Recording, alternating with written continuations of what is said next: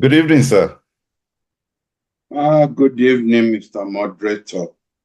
Happy to see you alive. Yes, yes. I hope other members on our platform, I'm happy to see them alive. Excellent. Yes, sir. We can see lots of people joining in now. We survived the eclipse.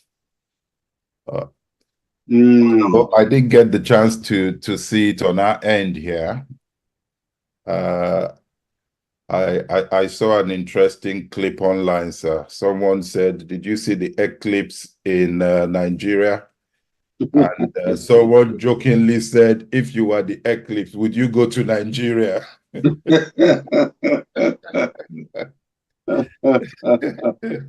Oh dear, men of little faith. Yes, sir. But let me ask, have you had the opportunity to see this? Because I think the next time is 20 years from now or 21 years from now, before we see this kind of eclipse again. Well, I saw what was on BBC and CNN, and I suppose that was the closest I got to seeing, that eclipse. And when they said it's going to take another 20 years, I'm 82. How do you want me to feel? How do you want me to feel? Oh, well, you should feel there is hope, sir. Most started at 120. Well, I'm sure if Moses were alive at this time of the Middle East, he wouldn't live to be 120. He just wouldn't. Yes, sir. Thank you everyone for joining. Good evening. You mentioned Middle East there, sir. That's a point that I think would be good for us to tackle. But I'll come back to that in a minute. So last week, if you recall, when we ended on the Georgian issue regarding the foreign agent law. And we said we'll have a look at that this week before we go into the key topics for this week, because we ran out of time last week. And that foreign agent law in Georgia is the law where they've said that anyone who, or any organization who has more than 20% of their funding from an external source or outside the country should declare themselves as foreign agents. And the question that I was going to put to you, sir, is that what are the positives and the negatives such a law? Because I know that Russia has something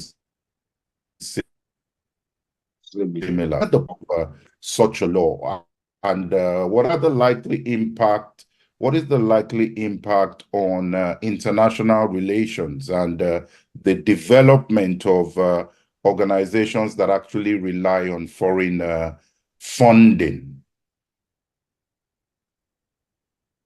Well, I'm glad you raised this issue for several reasons.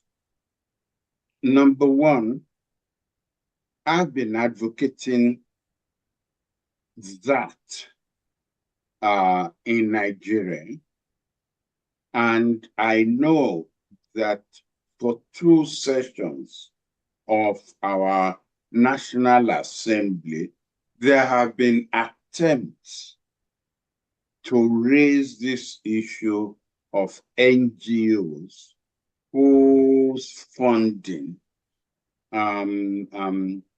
is dependent on foreign sources. which allows you or allows us to see which allows us to see the how to see the influence, the impact on on the issues being pursued by NGOs and the funds being received from abroad. For example, I'm going to give you 3 examples, and I will start from one that is so far not causing any trouble to one that is causing a war. Let's take the one not causing any trouble, the LGBT issue in Ghana and in Uganda, where the legislation to entrench the LGBT, either in the constitution or in their legislation, is being forced down the throat of Ghana and Uganda, up to the point where foreign aid is being cut off from these countries because their parliaments have now passed legislation which which makes it illegal to be gay or to be a lesbian. And I should ask you to remember that in the Commonwealth Conference that was held in Australia, I believe it was either the Canadian or the British Prime Minister who openly threatened Nigeria that they will cut off aid from Nigeria if Nigeria prohibits LGBT behavior. I became involved in this when the Secretary General of the Commonwealth came on a visit to Nigeria, and he has to see me. And that was arranged. And he told me that he was going to meet President Jonathan, and should he raise this issue of LGBT, because at that time, the legislation to prohibit, to ban LGBT behavior was passing through our National Assembly. And my advice was, don't raise it. Because if you raise it, you put him on a spot. If you don't raise it, he probably will sign the legislation, but it will not be enforced. Not because of the threat from the Commonwealth, but because we have plenty of issues on our table. But if you raise it, then you put him on a spot where he not only signs the legislation, but he would then feel he has to get the security agencies to enforce it. Now, those are 3 instances where the issue didn't lead to big trouble. However, what brought Putin into power in Russia was because when Yeltsin decided to democratize Russia, let 1,000 flowers bloom. United States, Britain brought in funds, and the funds were to empower NGOs in Russia to, well, embrace Western values. If I can put it, neatly. But in actual fact, you and I know that when the United States comes in with funds, it is to set up NGOs that are going to be, quote unquote, agents of the United States. They're going to be agents of the United States.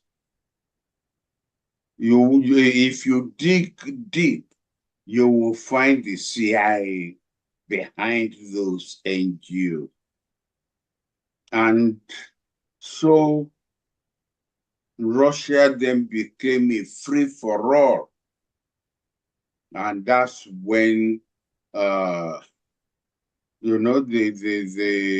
powers that be in Russia decided that no, they are not going to allow Russia to become an offshoot of the United States, and brought in Putin, whom, well, obviously they have studied him from his days in the KGB, and they knew that he could stamp down on what was going on, and he did.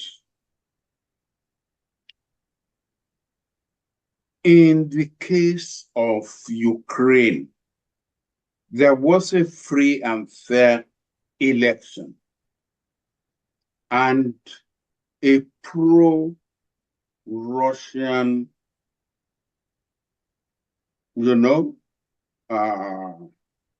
agent, or a pro-Russian politician won the election, free and fair. This was not acceptable to the United States. And so the United States brought in money to foment demonstrations all over Ukraine. And we have it. How it lived, I don't know. But we have the tape where Mrs. Clinton, who was Secretary of State at that time, was speaking to the American ambassador, saying, no, we don't want that candidate. So-and-so is our candidate. No. We will pump money into his campaign and what have you, until they drove that pro-Russian president, who had to fly by helicopter to Moscow. And that's what brought the present president in Ukraine into power. So that when the Russians accuse the United States of carrying out a coup in Ukraine and accuse the present president of Ukraine of being illegitimate, that's what they were talking about. So when Georgia having seen all of this, now wants to pass a law that not even abolishing NGOs, but that they must declare where they are getting their money from. And not even 5% or 10%, 20%, I believe. 20%, where they're getting that from. That allows them to monitor who and who will be meddling in their affairs. I don't see what is wrong with that. The United States has such a law. I don't remember what the percentage in the United States is, but after a particular percentage, you must declare that you are a foreign agent if you are getting such and such an amount from abroad. The United States has such a law. So I don't see what Georgia, wants to do that should be raising any hackles. I hope we will do it in Nigeria.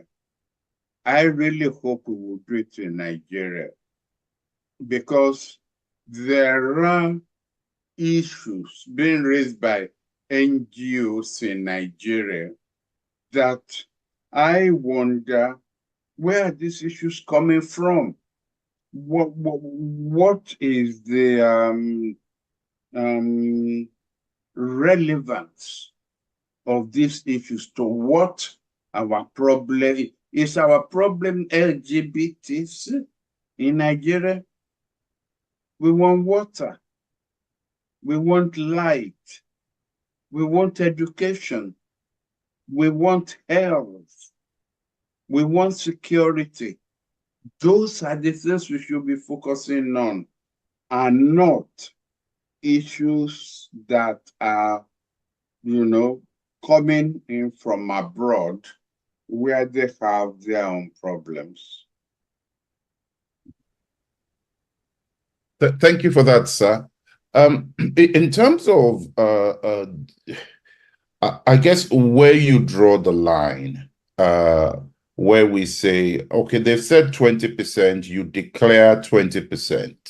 I imagine that if one didn't have ulterior motives, then there should be no problem in the transparency of where the source of funding is coming from. But what concerns me is that when you look at the Georgia situation, the people have started to galvanize again to protest against the law. And I guess that's because they see the funding that's coming in and the degree to which that funding is helping them financially. Yes, there are other things that might be going on. So for those kind of people who are protesting, at least in the Georgia scenario, I guess, what would you say to them? To let it go, it's normal, it's okay? But maybe they are seeing a size that we are missing. No. Well, you are missing a point. Georgia is divided between between sections that are pro-Russia and sections that are Georgian. Because don't forget that Georgia was part of the Soviet Union in those old days. Stalin was from Georgia. And one or two other leaders of that former Soviet Union were Georgians. And there were Russian speakers who were moved to Georgia, and probably who want to go back to Russia to be with their kith and kin. Maybe that money is going, their fear is that money will be going to those Russian-speaking Georgians. just as you have in Ukraine now.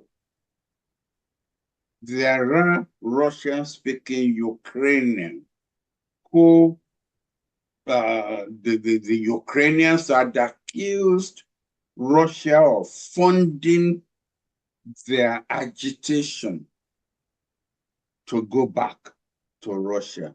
So, you know, all that is there. Supposing you have a foreign country who who giving money to Kanu or to Katsina, and Kanu then started to agitate to join Niger. Katsina starts to agitate to join Niger. Or let us say, the Yoruba start agitating for a republic of Oduduwa. And then people start from abroad, start funding them, empowering them, so that their agitation could then take on wings. Well, you're not going to like that, because actually that will be, these examples I have given will be intervention in the internal affairs of Nigeria. All right, let me pick one more question before we go to the Middle East, because I really want us to spend a bit of time with what's happening there. But let me talk about Switzerland hosting a peace summit on the 15th and 16th of June between Russia and Ukraine. And we've got quite a significant amount of countries have said they will be there. And one of the questions to you, sir, is this. Switzerland has been generally quiet about some of these things.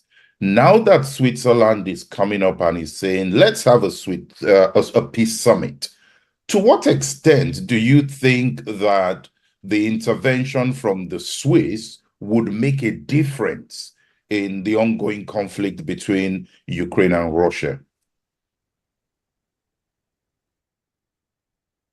Well, the Swiss themselves have said they are not expecting much to come out of that conference. Russia has said it's not going. Ukraine will go. China will probably show up there. And that document, the proposal by China to resolve this matter, is still on the table. Neither Ukraine nor Russia rejected that Chinese proposal. Maybe it is around that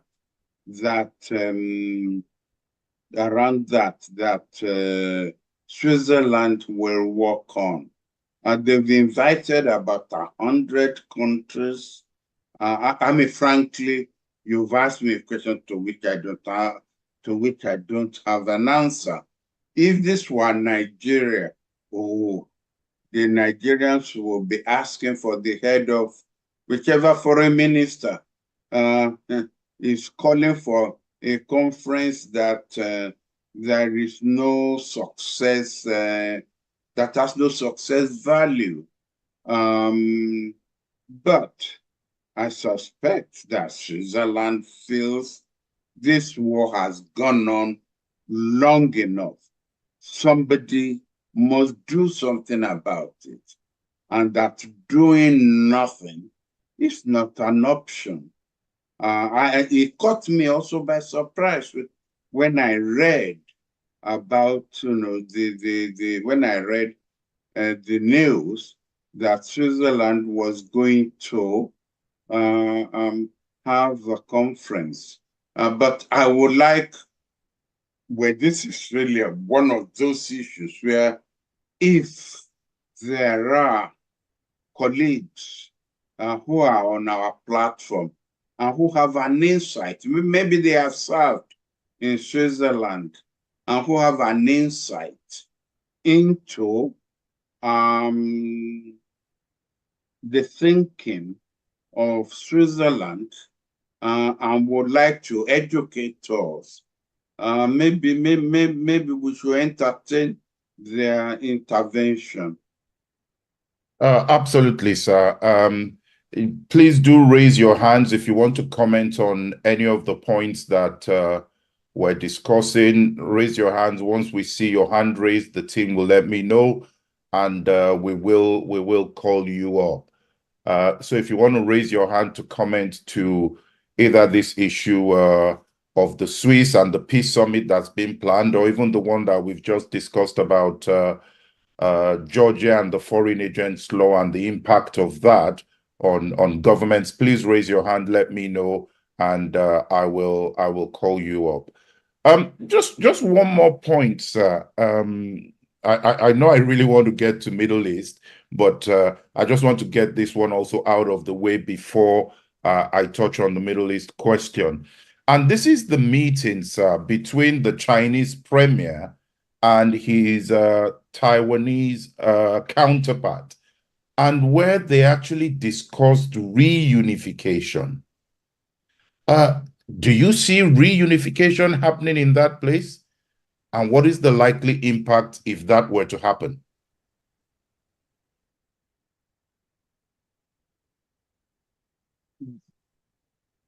Reunification of Taiwan and mainland China is going to happen. When I don't know, I suspect that it is when the world is in turmoil and the United States the West is tied down somewhere else, that it doesn't really have assets to spare for the Southeast, that will take place. The meeting is significant because this will be the first time that the main leader of mainland China and a former leader of Taiwan will meet. The treatment he was given, obviously, it wasn't given the treatment of a head of state. You know, no band play, but they met in the hall of peoples where normally foreign leaders entertained. Maybe they're testing the waters. Maybe they're testing the waters. I mean, obviously, the former leader of Taiwan is going to go back to Taiwan, and he must have received signals that is not going to be regarded as a pariah when he goes back. So maybe they're testing the waters. But one thing I'm sure of is sooner or later, Taiwan and mainland China will be reunited. Thank you, sir. Let me now go to the Middle East and let's spend some time on the Middle East, sir. There's so many factions that have opened up within the Middle East. We've got the Iran situation, we've got Israel reducing troops, and so many things going on there. Let me put this to you, sir. Some of the developments that we're seeing in the Middle East in line with what you thought you would be seeing?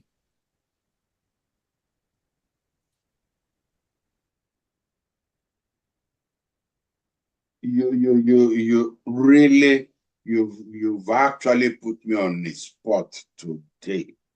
And I wish Ambassador Bisakin, if he has joined us, Ambassador Akinteriwa, if he's joined us, Latif Bakari, if he's joined us, and Ambassador Igali, honestly, I will want to hear their dissection of the Middle East before I have mine to say. Unfortunately, from my own screen, I don't know who is present. So I can't see Ambassador Bishakin here. yes. But then I don't know if the others are here at the moment. Please, if you are, please let me know. I can see some iPhone names. But Ambassador Obishakin is here. Ambassador, sir, would you want to unmute yourself? Yes, my Prof, sir, and Honorable Minister, I want to thank you for the honor. I hope you're hearing me. We can, Yes. sir. Go ahead, sir. For the honor. You know, I'm speaking personally now. I'm not speaking because I'm now in NIPS. I'm not speaking for NIPS, but I'm a directing staff now. And usually I don't want to speak to the public like this. I've made my views known and my colleagues know it's on the platform. You know, I have a triple way of looking at it. I look at it as a diplomat, as an international relations analyst from 1947 up to now, the UN, resolution. I look at it from biblical point of view because there is also metaphysical things in this, and then from of course the global power politics point of view. I can just say that it's a complex situation. And to me, I'm not a professor, but it's about the Middle East crisis. It's about the most complex situation we can think of that readily, raises interest on all fields you can ever be or criteria you can think of. Be it religious, be it North-South dichotomy, be it the superpowers' interest in it. That's what I can just say now. I would not be able to really come out and speak my mind now because unless I get the approval, Thank you so much for the honor. My apologies. I didn't know you had moved to NIPS. I wouldn't want to. I moved last month, sir. It's just last month. They asked me. Thank you, sir. Okay. Thank you. Thank you. Akinteriwa, why is he on? Is Igali on? Latibakari, are they on? No, I can't see them. But I can see, again, I don't know if he wants to comment, but I can see Dr. Dapo Thomas here. Yes. And I know that he has had some interesting views about that area as well in the past. Dr. Thomas, would you be happy to share your views?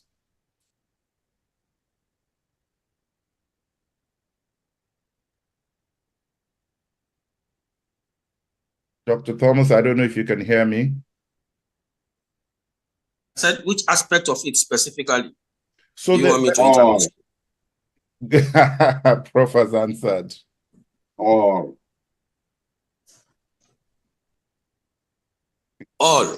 Yes, sir. Yeah. Well, my position remains that Israel is very ready to take on Iran from any angle. And I want to look at it theoretically, that one is going to be a kind of asymmetric warfare if it happens, it's going to be a kind of asymmetric warfare, in the sense that Israel is a nuclear power state. It has nuclear weapons. And Iran, I know Iran can develop its, according to UN watchdog report, they can develop their own nuclear weapons in a matter of 12 days. So I know that, and I know that they are using tactics, it's a deliberate delay tactics to force, to blackmail US into so many things, particularly the Iranian deal. They still want to go back to that deal, which Trump truncated. So they still want to go back, and they are ready to even go ahead with the nuclear weapons, but they don't want to do it now because it's going to frustrate, it's going to stall their negotiations or the capacity to negotiate with the United States effectively. But if it happens that they strike against Israel as they have threatened, I'm so sure that, it's very difficult for Israel to fight a nation of 100 million when they are just about 7 to 10 million. It's going to be very difficult, and that's why I say it's going to be an asymmetric warfare. But whether, while the war is on, is going to, Iran is going to develop its own nuclear capabilities. That's something we cannot guess. That's something we cannot discuss now. However, deliberately, Iran is going to distract Israel. And it has been distracting Israel with its Iran states. The Houthis, and then the Hezbollah, and then the Hamas. And it's a deliberate thing that they have empowered these three organizations, these three terrorist organizations. And it's a deliberate thing so that it's going to, the contributions or the interventions of these three terrorist organizations will definitely be a kind of distraction one to Israel. And apart from that, it's going to create more power for Iran. And that's why they have been empowering them. So that, first of all, you have to contend with these three. And already Israel is contending with Hamas. Have they successfully contended? Has they successfully been able to contain the overtures or the aggression out of the Houthis and Hezbollah? That's ongoing. But for Hamas, yes. And even it is even very difficult to say that they have actually dealt with Hamas the way they would have wanted to. So it's going to be very tough for Israel to confront these four. And Iran knows when to strike, and Israel also knows when to strike. So I am seeing a scenario where these two, somebody was asking me the other time whether the World War III is possible. I said, why not? It's definitely possible, because I know that no matter the kind of disagreement between Israel and US now, by the time the war starts, by the time Iran strikes Israel, and then the war goes on, in any case, US will not wait for the war to go on to an uncontrollable level before they intervene. So, and then we cannot be able to predict the escalatory tendency of the war. So that's what I see about this war. So the only way is that as Switzerland is trying to settle or to create, also that's Ukraine. That's Ukraine. But it's very difficult for most of the Arab nations or Arab states now to also intervene, because most of them also don't want trouble with Israel, because they know the powers of the Jews and they don't want trouble. So, and that's why they have been unable to do anything about the secession they have been talking about. Otherwise, and they have not even intervened. They have not even been able to intervene, because they have seen that right from 1947, all of them, even when they were very strong as Arab League, they were unable to do anything to Israel. They were unable to cut Israel's power. And then now that some of them even have relations, or some of them have a relationship with Israel, it's going to be a very tough battle.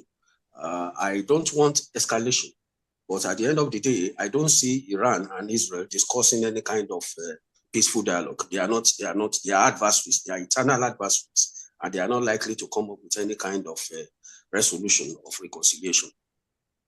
That's my position, sir. Thank you very much, sir. Well, I suppose I have to get into the midst of our colleagues now.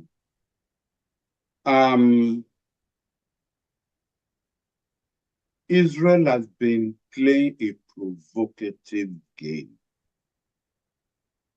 and it's because Israel wants a war. I disagree with analysts who say, so Iran doesn't want a war, Israel doesn't want a war. Netanyahu wants a war. Within a fortnight, what has he done? He has bombed the embassy in Damascus of Iran, number one. Number two, he has killed deliberately seven peace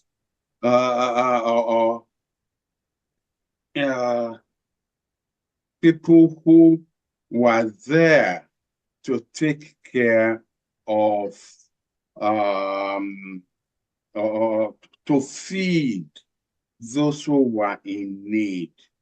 And it wasn't done accidentally. Those vehicles were bombed.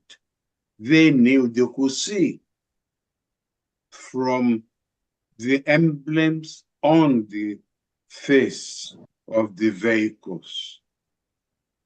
Number three, just within 24 hours, he has killed 3 children of the Hamas leader and 4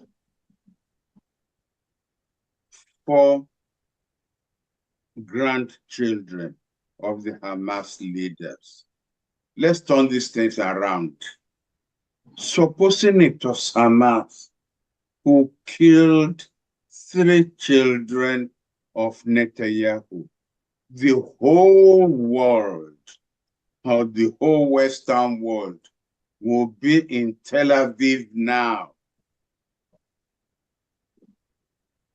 patting Netanyahu on the back, promising that they will support him from the beginning to the end. And yet, we don't get this kind of reaction from the West. He did it deliberately to provoke Iran. And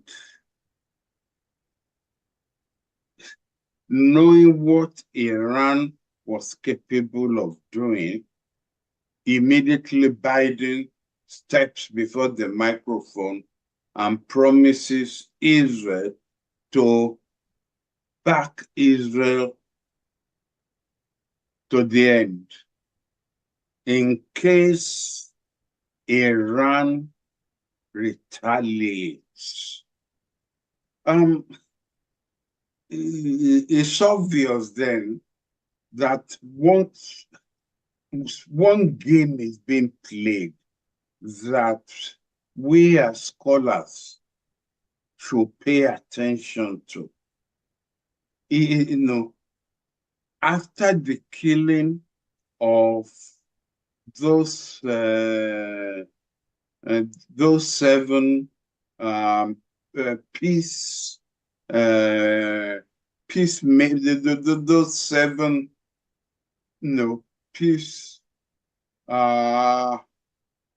who were there to help.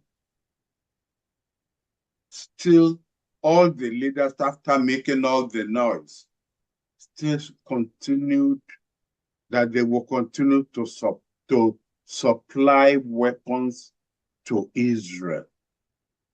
Actually, are they egging on Israel? Are they telling Israel that there is no red line and they should go on. I cannot believe, and the professors on our platform, I'm sure will score me 0 if I were to say that I think the United States actually wants a war, a world war, maybe in order to stop China. Maybe China is the elephant in the room. China has said nothing. Nothing. But if a war starts, will China step aside? Does the United States want a war in order to stop China from overtaking the United States? And are they using Israel as a proxy? Is that what? Because I mean, frankly, I don't understand. Within 2 weeks, look at all the things that Israel has done. And apart from this slap in the wrist, you can't do that, you're not allowed to do that. Nothing. The United States can stop Israel if it wants to. It can stop Israel if it wants to. Election or no election in the United States. That's my reading of what is happening. I recall that during the Cuban missile crisis, after Kennedy had sent what he considered a final message to Khrushchev, he said to his cabinet, well, tomorrow morning, when you are leaving home to come for your cabinet meeting, kiss your wife goodbye, because this may be the beginning of a war if Russia, if the Soviet Union turns down our the last thing that we have sent to them. So maybe this is the time for all of us to regard this time as a time of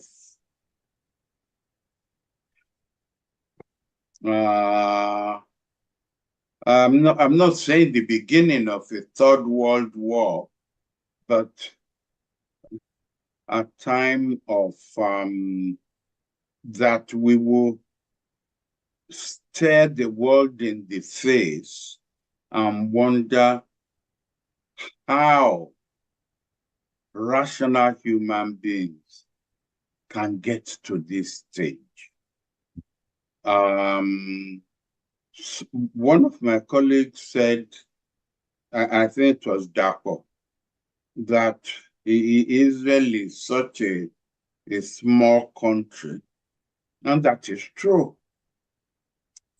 Frankly, if not because of the United States, there's no way Israel can take on Iran, Lebanon, Iraq, Syria. She cannot take them on. But it is also true that Israel has nuclear weapons. But the fact is, even though the nuclear weapons of Israel can devastate Iran, Iran can inflict such damage on Israel that I doubt whether Israel will survive it. Of course, the United States will jump in. Israel didn't defeat the Arabs in 1947.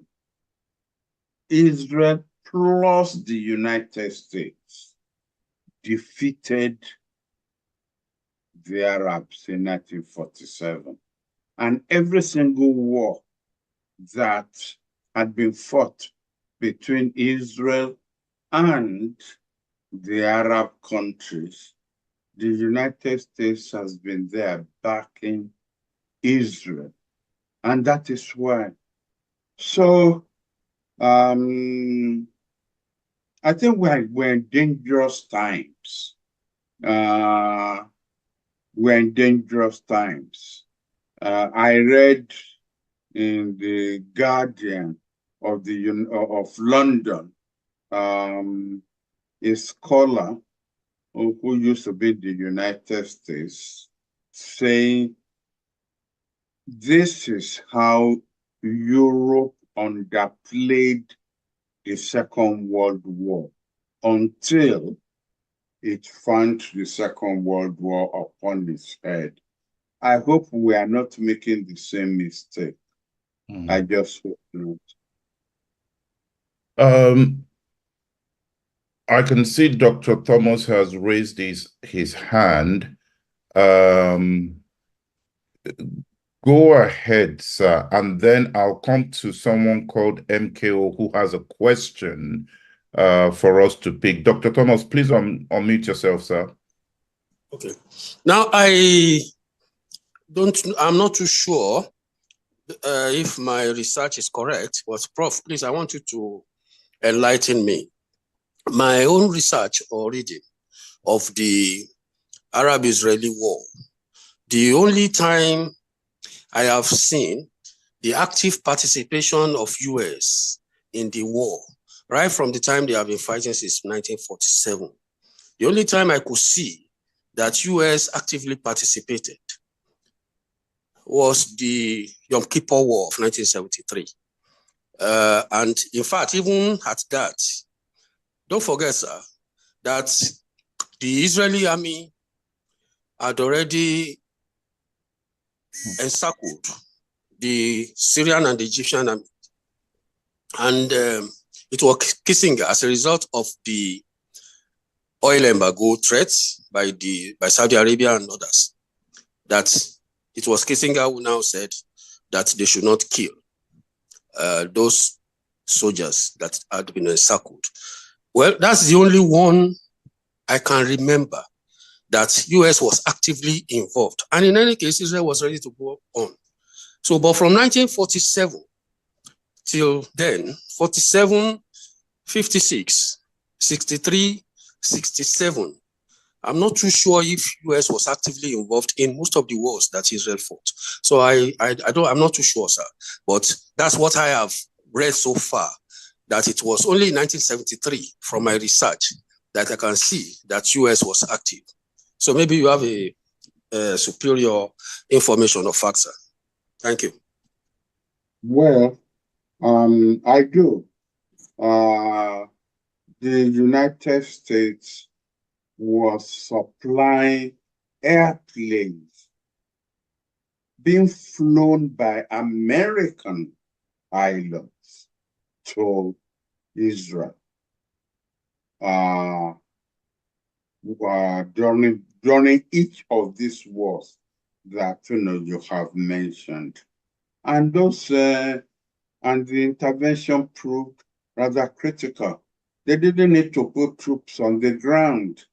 The airplanes being flown by Americans did the job for Israel. Ambassador Lewusa, you've got your hand raised. Please unmute yourself, sir. Thank you very much. I'm sorry I came late. Yeah, I'm in Arizona, which is just getting to noon here. The question of the Middle East is a very complex, like Obishakin had said earlier on. Ambassador Obishakin said earlier on. It's a very difficult thing to handle. Netanyahu is the big problem, who seems to be a spoiler in the whole game that is going on in the Middle East. He even boasted that no power on earth can stop him from going to Rafah in Gaza, where the US president has been saying that over 1.5 million people are there, and it would be very dangerous for Israel to send its troops to Rafah. I don't know how the world can handle Netanyahu. It appears from this end here that many members of Congress are interested in replacing Netanyahu if they can. Also, it is not the matter of numbers that determines a war. Like the professor that spoke said that Israel is a small country with small number. The professor, our minister has replied to him saying that with the help of America, no matter how small Israel is, Israel has been very strong and has been defeating its neighbors. And if there's going to be a war between Israel and Iran, certainly the US is coming on board already. I heard yesterday that their Secretary of State is going to Israel because there is the suspicion that very soon Iran will strike. And so how to coordinate, despite the differences between Netanyahu and the president of the US, Biden, the US is still solidly behind Israel. As long as the US is behind Israel, the Middle East can never be at peace. Why did I say that? The US keeps on pretending that they want a two-state creation in the Middle East between the Israelis and the Palestinians. All the 3 Security Council resolutions in the UN to bring about ceasefire was annulled by the veto power used by America. The only one that America supported recently, because of humanitarian issues, is the one in which it abstained from using veto power. And it keeps on saying that they want a two-state system in place, as long as it is a bilateral one. How could it be a bilateral one between Israel and the Palestinians? 2 enemies that don't see eye to eye. One doesn't want Israel to exist. The other one does not want the Palestinians to exist either. There is no way by which both of them can come to a compromise unless there are third parties that can come in to help them. So as long as America is in support, Western Europe seems to be asleep now. They don't even bother anymore. Some of them are supplying arms to Israel. Germany was accused of recent of doing so. I'm not sure whether France has even stopped sending arms too. So the Middle East problem will continue indefinitely until America wakes up from its slumber and stops supporting Israel almost forever. because it has emboldened Israel to continue its war and its provocation. That's why I say it's a spoiler. Throwing bombs at countries that are surrounding it. If you are surrounded by enemies and you keep on fighting them, there is no way by which your enemies one day be powerful enough to confront you. Either America is there or not, the whole place will be in a big fiasco, a big devastation. We don't know what the collateral damage will be when they try to throw maybe nuclear weapons against each other. It may eventually come to Africa. And that's why it's very important for the United Nations, particularly the Security Council, no matter how many times America veto a resolution that will bring peace to that place, United Nations should not give up. That is my take, sir. Thank you very much, sir. I'll go to this person that's MKO. There are two comments here. The first one, I think, is a response to Dr. Thomas. He says, I think the fact that Israel was sure of United States veto at the Security Council level is a backup for Israel worthy of note during those wars. Of course, as Ambassador Leo has rightly pointed out, Israel, the US abstained, which was a shock to a lot of people to see that. And then the next point from, I think MKO is Abdul Kabir Mohammed, just reading the name at the bottom there. And then the next point is there any relationship between Iran and Russia? What has Russia done with regard to Israel-Hamas conundrum? I think, Professor Akinyemi, that's a question for you, sir. Well, Russia has its hands full now in terms of the war against Ukraine. Under normal circumstances, expect Iran to be on the side of Russia. But not now. Russia has its hands full. But I think what we should be wondering about is the elephant in the room. Is China.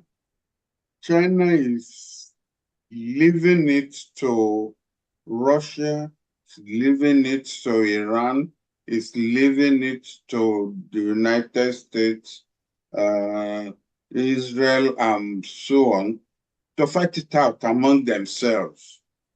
And is just standing by, watching. Are there any Orientalists amongst us who can decipher what really is going on in the mind of China? Is there? The last point made by Ambassador Leo also applies to China. If there is a war, just as if there is a nuclear war, just as Africa will be affected, China will also be affected. Or has China come to the conclusion that it's no use getting involved?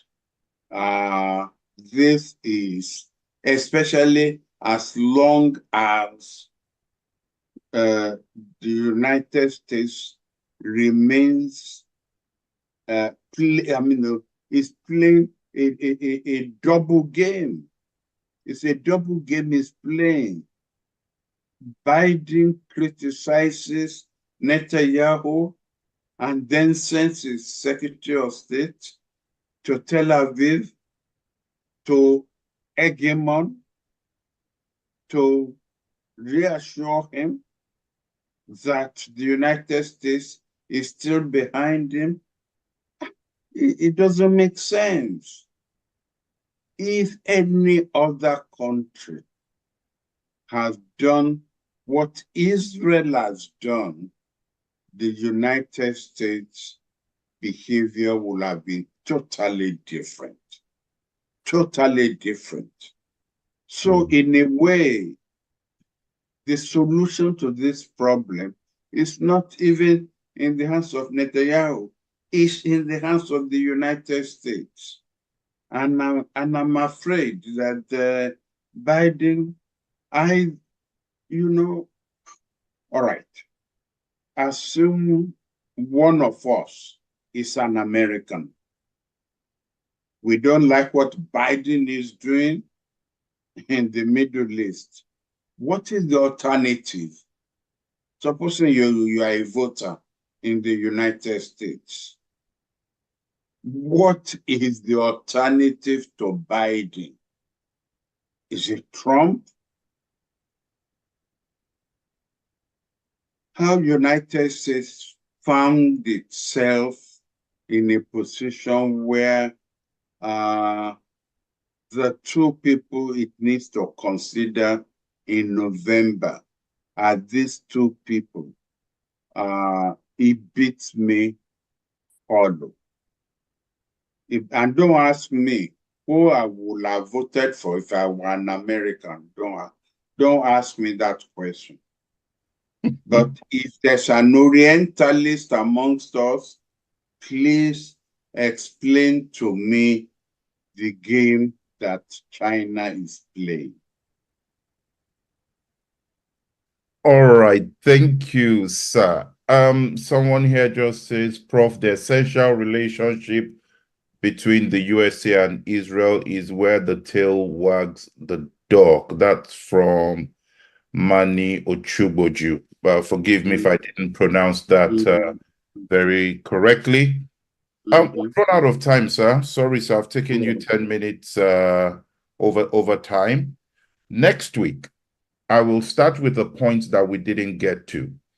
And this is the Liberian Senate approving the creation of a war crimes court. And what the implication of that is for Liberia, and is there applicability to the creation of war crime courts in other countries that may have suffered some of the kind of situations that Liberia suffered? Well, we have The Hague, that is a more somewhat neutral, maybe some say not quite neutral, but somewhat neutral. But is it time for Africa to also build on something that addresses the African challenge? We'll start with that next week, sir.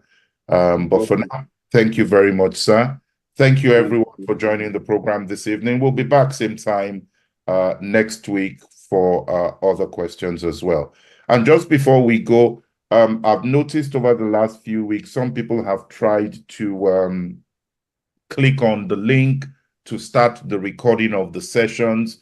Please note that all these sessions are broadcast on YouTube at the same time. So if you haven't subscribed to our YouTube channel, please do subscribe to the YouTube channel. And that has all the videos of all these sessions that we've done. If you go to YouTube, I'll type this in the chat window now and give you a minute or so. If you go to YouTube and you search for Syncterface Media, you can subscribe to that channel, and that's where we broadcast all these weekly events onto YouTube. Thank you very much, everyone, for joining. And on that note, we bring the program to an end. Good night, sir. Good night, everyone. Thank you.